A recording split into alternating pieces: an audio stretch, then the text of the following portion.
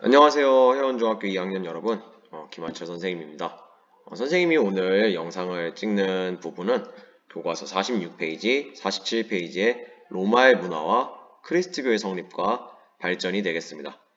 여러분들이 공부를 하는 데 있어서 선생님이 이 동영상이 조금이나마 도움이 되었으면 좋겠습니다. 자, 그러면은 어서 시작을 해보도록 하겠습니다. 로마의 문화. 우리가 로마의 문화를 따져보자면 로마는 기본적으로 영국부터 지금의 스페인, 그 다음에 메소포타미아 지방, 이집트까지 다스렸던 정말로 거대한 제국이었습니다. 그렇기 때문에 로마는 이런 거대하고 넓은 제국을 유지하고 관리하는 그 과정 속에서 여러 가지 실용적인 분야에 뛰어난 능력을 발휘하였고 그 실용적인 분야가 발전한 것이 바로 로마 문화의 특징이라고 할 수 있겠습니다. 대표적으로 로마의 법률이 있습니다. 로마는 거대한 제국을 굉장히 효율적으로 통치하기 위해서 이 법률을 잘 만드는 데 굉장히 공을 들였습니다. 법률이란 거는 사람과 사람 간의 분쟁이 생겼을 때 그 분쟁을 중재해주고 잘잘못을 가리는 것이 바로 법률이죠. 굉장히 실용적인 사람들이 살면서 일생에서 꼭 한 번 정도는 쓰게 되는 것, 적용해 보는 것이 바로 법률인데 로마는 이런 법률을 굉장히 중요시한 문화를 가지고 있었습니다. 그래서 로마 초기에는 12표법, 12개의 법이라고 해서 12표법이라는 말이 붙었는데 이 12표법이 로마 초기에 생겼습니다. 이 12표법은 로마 시민에게만 적용되는 로마가 아직 작은 도시에 불과했을 때 그 안에 사는 로마 시민들에게만 적용되는 시민법이었는데 점점 제국이 넓어지면서 브리타니아 또는 다키아 이런 제국의 다양한 곳에 사는 사람들에게도 법을 통일해서 똑같이 적용해야 될 필요성을 느끼게 되었습니다. 그래서 도시 로마를 넘어서서 제국에 사는 사람들, 제국민 모두에게 적용되는 만민법이 로마에서 발달을 하게 되었습니다. 또한 로마가 강점을 보였던 문화 분야 중에 하나는 바로 건축이에요. 로마인들은 콘크리트를 사용해서 대형 건물을 짓는데 굉장한 재능을 보였고 굉장히 능숙했습니다. 대표적으로 로마 내에 검투사 경기장인 콜로세움이 있습니다. 콜로세움은 지금으로부터 거의 2000년 전에 지은 경기장임에도 불구하고 한 번에 5만 명이 들어갈 수 있을 정도로 굉장히 대규모의 시설을 가진 경기장이었습니다.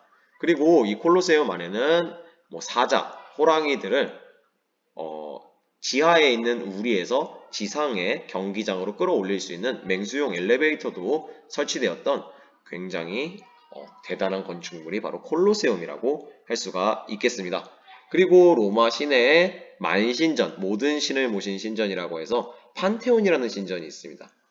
이름이 익숙한 친구들도 많을 거예요. 이 판테온을 보면은 로마 건축의 정수를 우리가 엿볼 수가 있습니다. 이렇게 거대한 건물의 중앙을 바치는 기둥이 없습니다.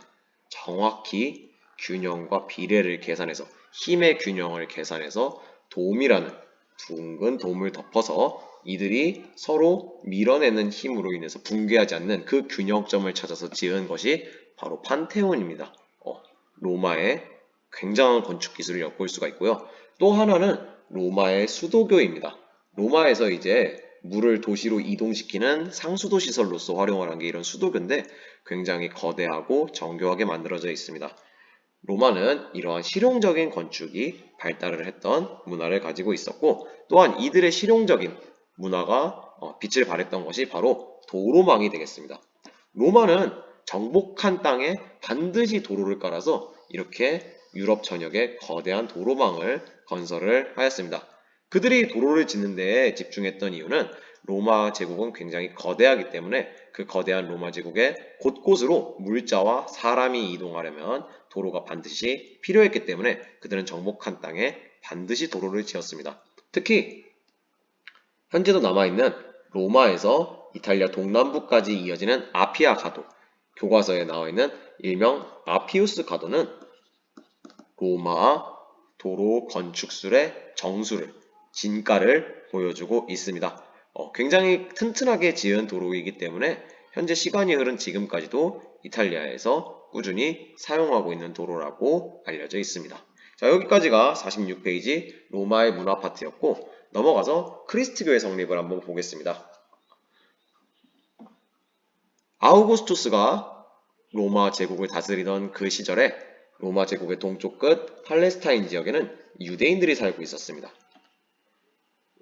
이 유대인들은 원래는 헤브라이였어요. 헤브라이인들, 우리가 저번에 배웠던 유일신 신앙을 가진 헤브라이인들의 이름이 바뀌면서 유대인이란 이름을 얻게 되었습니다.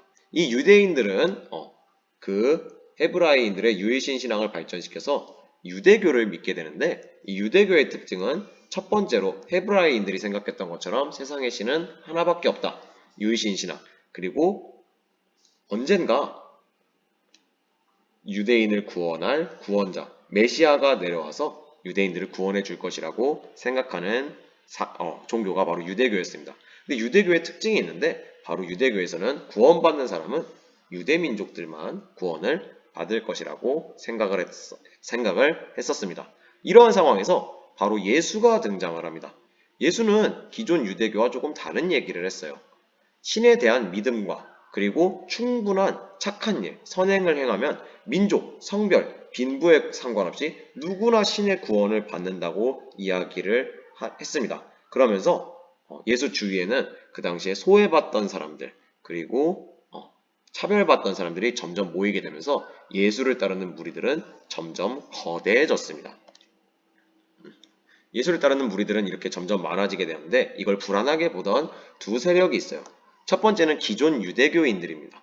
기존 유대교를 믿던 세력인데, 예수의 가르침은 민족에도 상관없이 누구나 구원을 받을 수 있다는 말이었어요. 하지만 유대교에서는 유대인들만 구원을 받을 수 있다고 했기 때문에 이 유대교를 믿는 사람들은 예수를, 유대교의 가르침을 왜곡하는 사람이라고 생각을 해서 경계했습니다. 그리고 로마 제국도 예수를 경계하기는 마찬가지였어요. 왜냐하면 예수가 점점 무리들을 많이 모으고 있는데, 이들이 반란군이 되면은 로마에 타격을 줄 수 있기 때문입니다. 그래서 유대인들이 예수를 고발해서 로마 총독 본디오 빌라도의 판결에 의해서 예수는 십자가에 못 박혀서 사망을 하게 됩니다. 하지만 예수의 가르침은 죽지 않았고, 예수의 제자들에 의해서 예수의 가르침이 로마 제국 전역으로 널리 전파되기에 이르렀습니다. 그래서 이제 유대교를 벗어나서 하나의 종교로서 성립하게 되는데, 그것이 바로 크리스트교입니다. 근데 이 크리스트교의 특징은 당시 로마 제국에 있던 다양한 종교들과 조금 달랐다는 거예요. 당시 로마 제국엔 다양한 종교들이 있었는데, 로마 제국에서는 그런 종교를 믿는 것을 인정을 해줬습니다. 한 가지 조건이 있었어요. 황제를 너희들이 믿는 신 중에 하나로서 받아들이고 숭배하면은 너희들이 어떤 종교를 믿든 상관 안 하겠다가 로마 제국의 기본 입장이었습니다. 그래서 다른 종교들은 대개의 경우 다신교였기 때문에 기꺼이 그냥 황제를 자신들의 신 중에 하나로 받아들이고 로마 제국의 인정을 받았는데, 크리스트교는 신은 하나라고 가르쳤기 때문에 황제를 신으로서 숭배할 수는 없다고 거부를 하게 됩니다.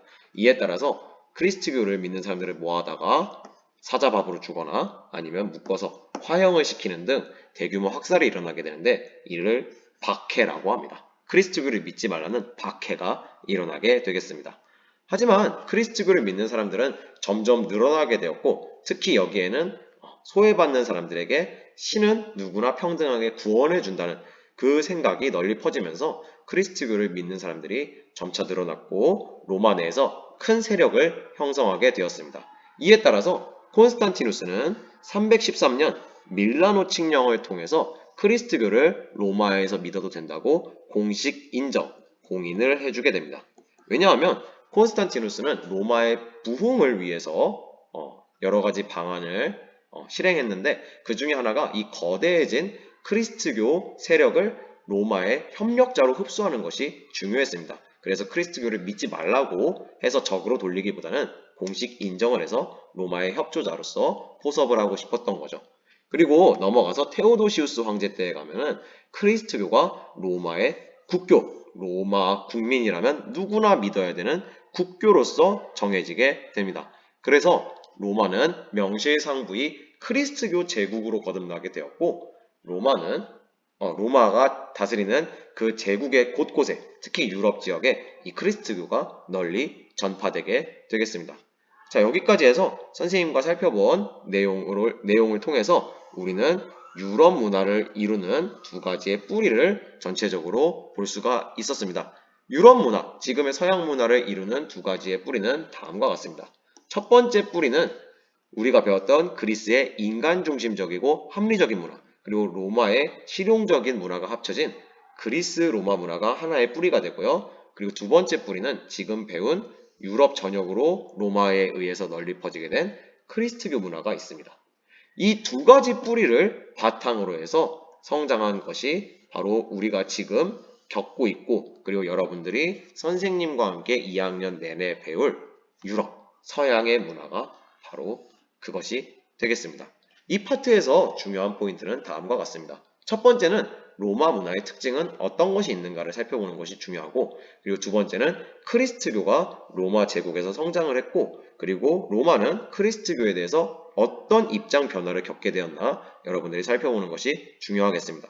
그리고 마지막으로 그리스 로마 문화와 크리스트교라는 서양 문명의 뿌리들을 여러분들이 알고 있는 것이 굉장히 중요하겠습니다. 선생님이 좀 길게 얘기했지만 여러분들 잘 공부해 주기를 바라고 내일 반드시 100점 맞았으면 좋겠습니다. 여러분들 고생 많았습니다. 안녕.